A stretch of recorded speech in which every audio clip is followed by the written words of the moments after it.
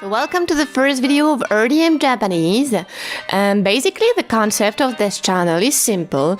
We're going to translate various authentic contents in Japanese to learn Japanese.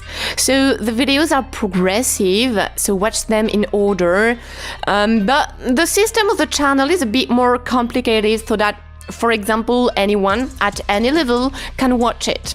So if you're interested in actually understanding how it works, watch the introduction video I've made to explain it. By the way, to watch this video, you'll need some basic knowledge in Japanese. So here it is. You have to know the basic particles that are listed here, the very basic sentence structures, the des, mas conjugation, and the kana, so hiragana and katakana. But I precise ongoing because in the first videos, I will add the romaji, so our letters. But after a few videos, I will stop. So everything will be in Japanese, or at least in kana. You also have to know the two verbs arimasu, imasu, and kono, sono, ano, kore, sore, are, koko, soko, asoko.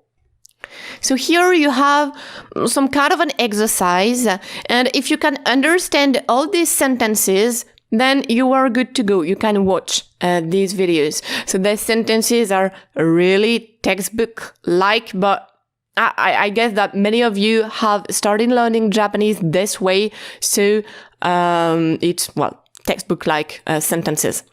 And if you can do it, then in my introduction video, I explain how you can learn all of this, mainly through YouTube channels, so you can do it right away. And don't worry, because it's like super basic knowledge, so it doesn't take so much time to master it. So let's get started. So this is the first video of the channel, but also the first video of the Conversation Serie. Here you have the chapters and the time codes for the grammar things we're going to study. And on the right, when do we start studying a sentence? When do we translate it? So before starting, this is the learning process that you should follow when you watch the videos of this channel. So before watching, because first we are going to do a listening test at the beginning of every video. So you have to check the vocabulary, try to remember it, and then listen to the video once, grasp what you can. Then listen to it a few more times and try to answer the questions. And do not try to understand everything because you can't. So the video we're going to study in this video is from the YouTube channel Miku Real Japanese that I recommend so much. She is a Japanese teacher and she is, well, Japanese, and she makes many videos where she speaks some real Japanese with some, well, real Japanese persons.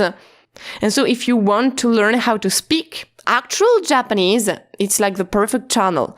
The video name is Japanese Conversation with YUSUKE-san, YUYU NIHONGO, the first one, and you have subtitles in English and Japanese. So of course, for the moment, don't activate the subtitles. So the link is in the description.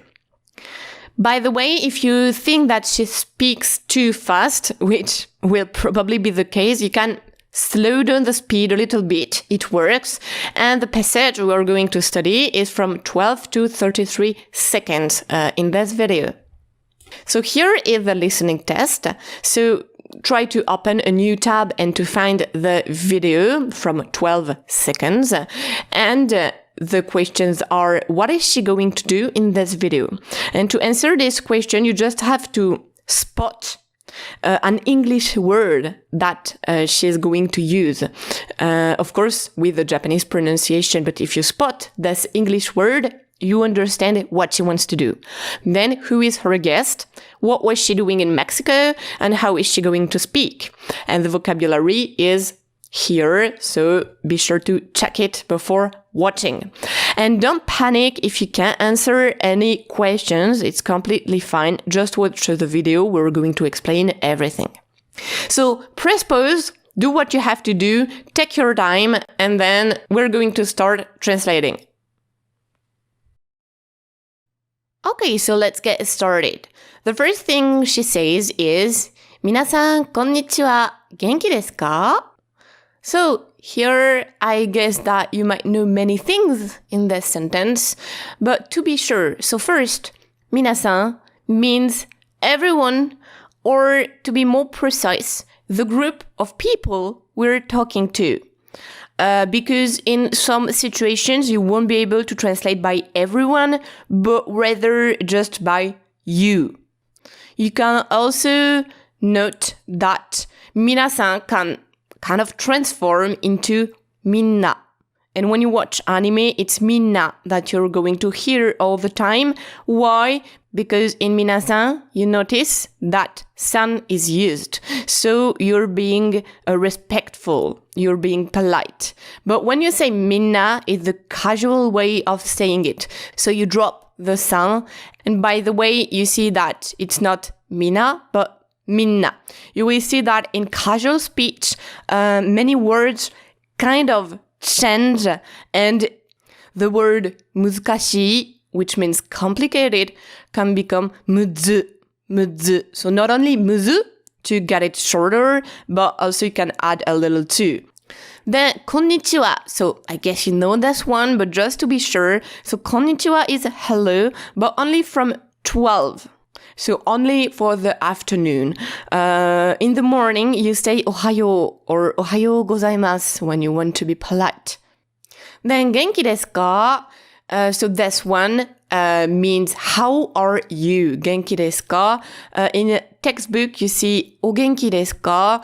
But it's not used so much. Actually, 元気ですか in itself is not used so much because in all countries we say how are you, how are you, how are you doing all the time, but they're not doing it so much in Japanese because they have some different phrases and expressions that they use in different contexts that do not have the same meaning but that are like the basic greetings in those situations.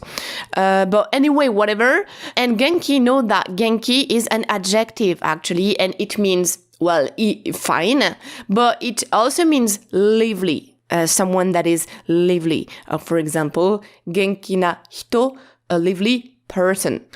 Okay, so now let's get into the interesting part, and interesting means difficult part. So the first sentence she says is 今日は特別な人にインタビューしたいと思います. So here, the first rule that you have to learn is to ignore the ends of sentences and to focus on the core, because you will notice that in Japanese, you put many things at the end of sentences, and most of the time, even if you ignore it, you can grasp the main meaning of the sentence. You don't really need it. So here we have this したいと思います. You might not know what it means, so ignore it. So let's spot then the core things of this sentence. First thing is, well, the English word, which was interview. Interview, which means interview. So we will see some tips later to understand how we can transcribe some English words into Japanese. So if you understand this, of course, you understand the purpose of the video. She wants to do some interview. And now the second thing that is so important is hito ni, the ni particle. This ni particle here explains everything. So let's remember what ni means, or not mean, because particle doesn't mean anything, but the grammatical function it gives to the noun before. So you have first the location, so the place where something or someone is. For example, 家にいます. I'm at home. 家 is the place where I am. Then the destination. 日本に行きます. I go to Japan. So, well, where you go. Then a point in time. So, for example, 2時に始まります. It starts at 2 p.m. So for a very specific point in time, you can add ni. And then finally, what I will call the recipient, but you can see it as a target. Maybe it's better. So the target of the action of the verb. So for example, 母にあげました。母にあげました。So あげる to give. So I gave it to my mother. My mother is the target of the verb あげる. I give something, okay, but to who? Who is the target? It's my mother. You can also see it as a recipient, so kind of the destination of the action of the verb. And so here, since we have hito before ni, it's obvious that it can be a location. You can be in a person. Well, a destination would be a little bit weird too. A point in time is impossible. So most likely it's the recipient. And so it means that you know that there is an interview. Someone is going to do an interview, and hito ni. So hito, a person, the person is the target of インタビューする of the action of doing an interview. And so with only that, when you hear 人に ni, you immediately understand that she is going to do something, to that person. That person is going to be a target. And then you hear インタビュー, and then you get it. Okay, she's going to interview someone. So this is how you have to kind of process the things that you hear when you try to understand some Japanese. So you don't have to understand everything, can completely ignore the したいと思います for the moment. Just paying attention to the particles and spotting some keywords is enough to understand this. So really keep in mind that when we say it's important to learn particles, it's not only kind of learning by heart their meaning.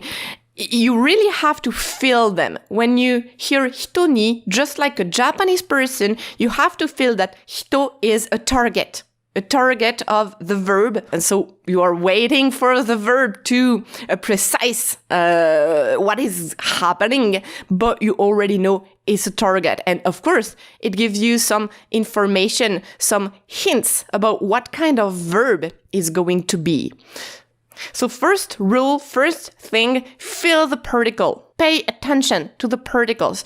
Just doing this, your listening skills will improve so much. And then finally, what you can understand very easily is 今日は, so today. So today, she's going to interview someone. And we're fine. We can already go next, actually. But of course, we're going to get into details.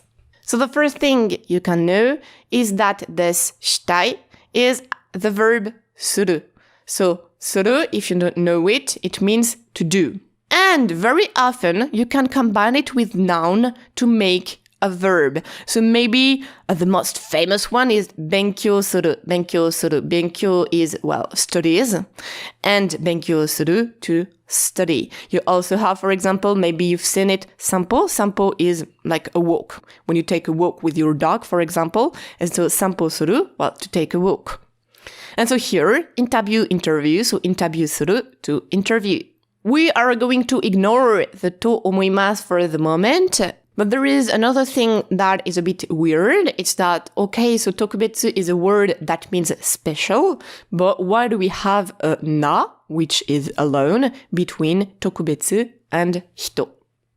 So the first thing we're going to see, it's a na adjective. In Japanese, you have two kinds of adjectives, two different kinds. It's a bit weird for us because we always have just like adjectives and that's it. But in Japanese, you have na adjectives and I adjectives. And they don't follow the same rules.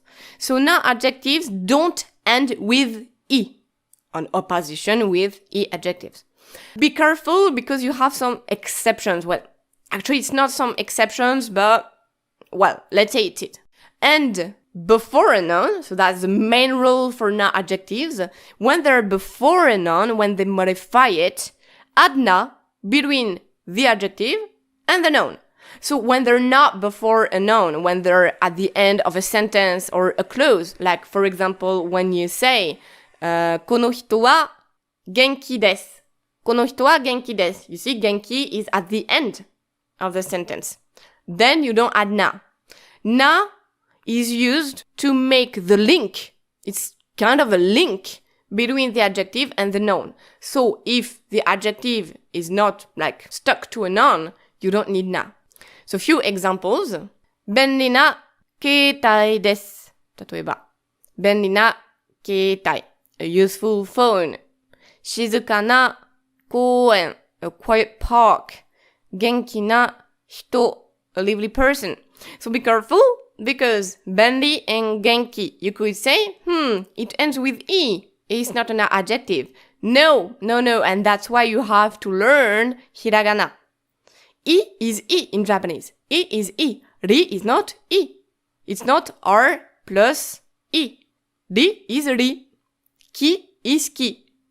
So, when I say end with i, it's actually ending with i, like in kawaii, or shiroi, kuroi, akai. You see, that end with i. 特別な人 then means a special person. Then I can give you some transcription tips about interview. When you have in an English word that sound like you see all the sounds like in butter, cup, hamburger, double, interview. You see all these sounds. In Japanese, it becomes an sound. So butter, bata, cup, cup, hamburger, hamburger, double, double. So here you can tell me, but in double you have the sound. So why doesn't it come a? Because you barely hear it. You see, double. It's almost like you didn't hear it. So when you can't really hear it, it becomes u. So double, double, double. And interview, so interview. So it might be very useful because when you speak Japanese, you will see that you have lots of words that come from English, and even more in mangas, because like, in shonen you have all those techniques, like in My Hero Academia, like Zero Gravity toka, All Might toka. You have lots of things coming from English or, of course, other languages. And so you need to know these transcription rules to recognize the English word behind it. And when you speak in Japanese, you will never know all the words that you need to say what you want to say. And sometimes when you really struggle, like you really need a word, but you have no idea how to say this in Japanese, you can use the English word. But sometimes if like you pronounce it with real English, Japanese people might not understand what you mean. So always try to transcribe your English word with Japanese transcription rules. Like you see, if you say to Japanese people Dragon Ball, some of them might not even understand what you're talking about. But if you say Dragon Ball, then Dragon Ball, okay, get it, Dragon Ball. Then let's go back to our shitai, our suru. Why does it become shitai? Well, because it's a tai form. Japanese is kinda easy at the beginning. So it's a tai form and it expresses will. It indicates will. So I want to, and be careful because it only works with verb. You can say, for example, I want a new phone with tai. It's a suffix. It's just like mas, but instead of having mas, you have tai. So it only works on verbs. So it's like when you want to say, I want to eat, I want to go, etc. So to add the tai suffix, it's just like mas. You need the e form. So the form that you use to add mas. But instead of adding mas, you add tai. And you have a tai form. So if you know the conjugation of mas form, you know the tai form. Just have to get used to not put mas, not add mas, but add tai. And you can add this if you want to be polite. It works. few examples. Iku, to go, so it becomes ikimasu. It becomes ikitai. Ikimasu, ikitai. Tabemasu, tabetai. Iimasu, iitai. Hanashimasu, hanashitai. Kaerimasu, kaeritai. And shimasu, shitai. So you see, it's really easy. You just have to get used to it. I bet you've already heard it watching anime like mitai, mitai. Well, mitai comes from miru, miru, mimasu. So, to see or to watch. Mitai, I want to see. I want to watch. So here, interview shitai means I want to interview. I want to interview. I want to do an interview. Then only one thing left. と思います. と思います. Like, we already have our verb. Our verb is インタビューする. So why do we have something else after the verb? Well, actually, 思います comes from 思う and means to think. So it's also a verb. And when you use と思う at the end of a sentence, it then means to think that something. So, be careful, because in Japanese you will see that many things are reversed compared to English.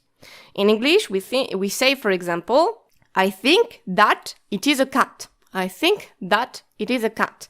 So, your think that is always at the beginning. But in Japanese, it is never at the beginning, always at the end. So it kind of becomes, it is a cat, I think. It is a cat, I think. So get used to add the quote. So the quote is what you think, at the beginning. Then you add to, and then your verb to think. 思う. That, of course, you can conjugate to any tense, polite form, plain form, etc. You do whatever you want with it. So few examples. 綺麗だと思う. 綺麗だと思う.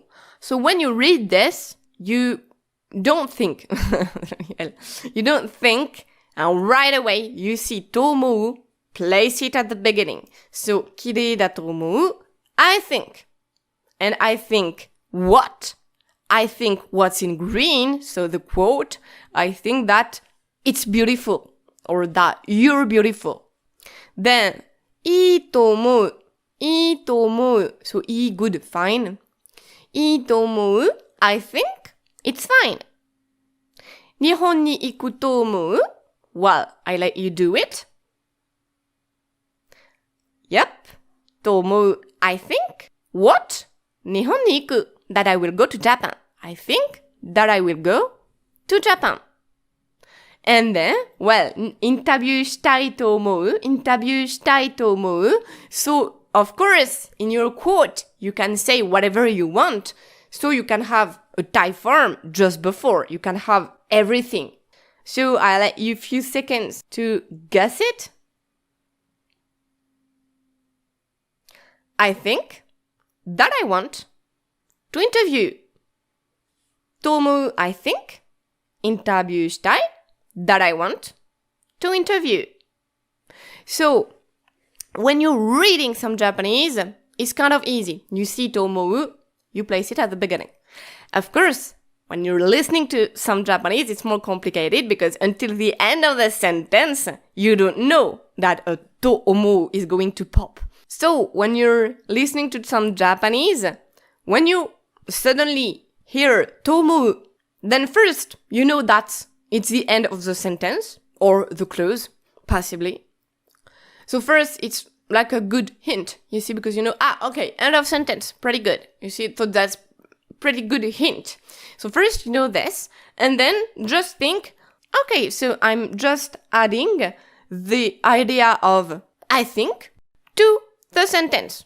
Don't get confused, like trying to retranslate the whole sentence. I mean, no, it's Japanese, like, the sentence is over. You have to think in the Japanese order. So when you hear tomo, you just understand that, okay, that was a thought.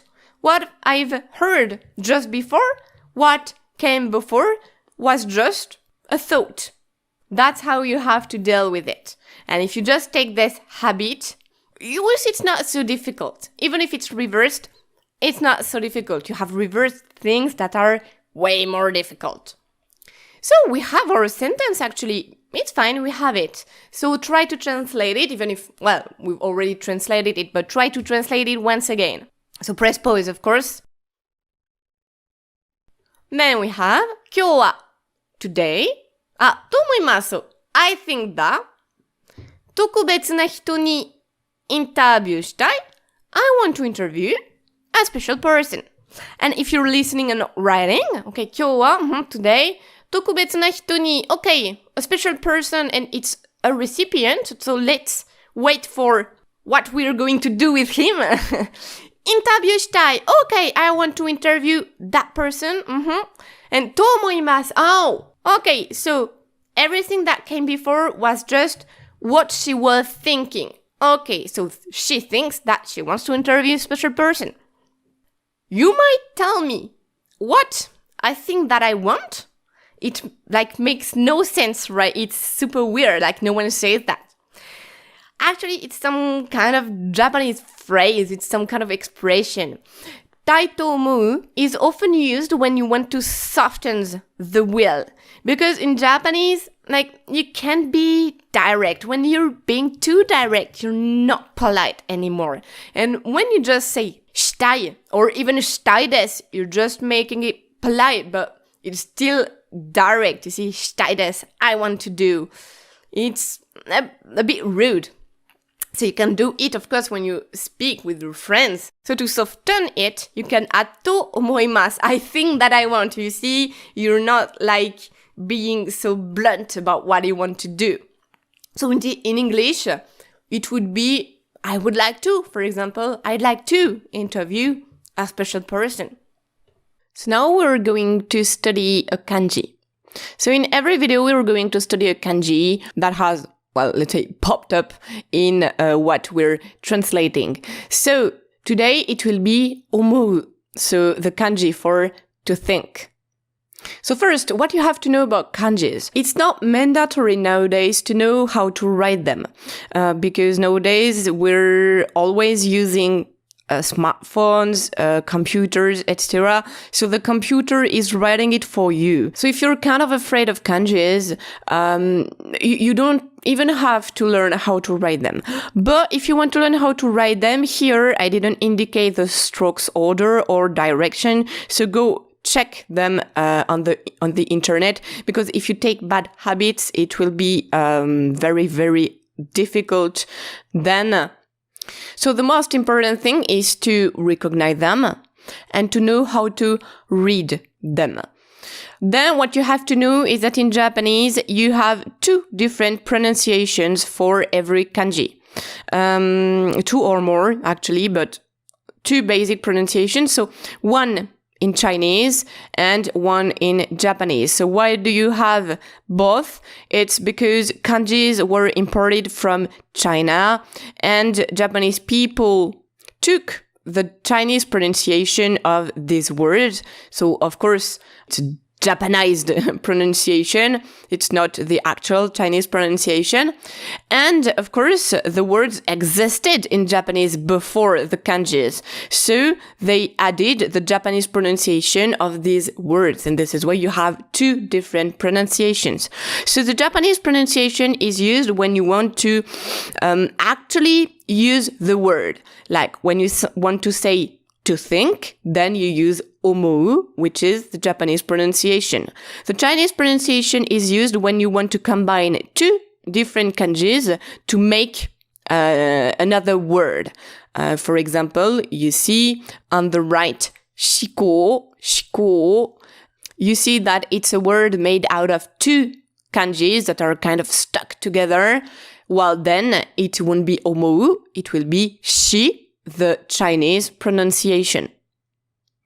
And then last thing that you have to know is that every kanji is built, made out of basic kanjis. So the very, very basic kanjis, like the first 100 kanjis that you learn, will then be used to build some other kanjis. So this kanji is built out of two basic kanjis. The first one, which is the upper part, is the rice field, and the lower part is the heart. And so you are going to tell me, why do rice field plus heart mean to think? It doesn't make any sense, right? So be careful about one thing. The kanjis were very, very complicated before. Basically, every kanji had its own drawing pattern. And since it was so difficult, they tried to simplify it. So every, let's say, part of kanjis that were similar was standardized. So here is what the upper part looked like before it was simplified. And you see that it's kind of similar to the rice field kanji. So they simplified it, and everything that looked like a rice field kanji was then drawn as a rice field kanji. And this part meant brain. And here you get it. Brain plus heart, to think. It makes sense. And so omou, to think. Okay, but be careful because it's actually a very tricky word. Omou is, let's say, a 100% Japanese word. So it means that you have the Japanese spirit in it. And it means that we don't have an equivalent word in English actually to translate it. So basically it means to think, but in many situations it can mean things like to feel, to wish, to desire, etc., etc. And then you also have the word omoi, so which is the noun. And same thing, and even worse, because omou in many cases it will be to think. But omoi is very tricky to translate. It can mean, okay, a thought, that's fine, but it can also mean imagination, wish, love, not love per se, but the feelings of love. You see, if you watch anime where you have some love stories, you might hear it. Omoi, kanojo e no omoi, my thoughts towards this girl, but thoughts of love, feelings of love. And so, of course, it might also mean feelings and very different types of feelings, and even some kind of experience. Once again, not experience per se, but what you've felt, what you've thought through, for example, something that happened in your life. So it's kind of complicated. So whatever, it's by reading lots of sentences with this word that you will finally understand like the spirit, the actual meaning hidden behind this kanji. And then for a combined word, so the first one is omoide. So I told you that when you combine two kanjis, you should use the Chinese pronunciation, but you have some exceptions. But here you see that it's not an actual exception because you have this I that is between the two kanjis, so it's not, let's say, a real combination. And so omoide, so omoi, okay? And de comes from the verb deru, which means to go out, to get out. So it means omoi that are getting out. So memories. And then you have shiko. So here it is a combined word with two different kanjis. So you have Chinese pronunciation. So shi is then omou, and ko comes from kangaeru, the kanji kangaeru, which means to think, but the like real thinking, no feelings involved here, no heart, just think, the pure thinking. So to think plus to think, well, to think. So here it's a word, shiko means the thought, the thinking, consideration, everything that is like pure intellectual. And it's the end of this first video. I know it might be frustrating because we've barely translated one sentence, but it's completely normal. You'll see that it won't take so long before we can do much more, so be patient.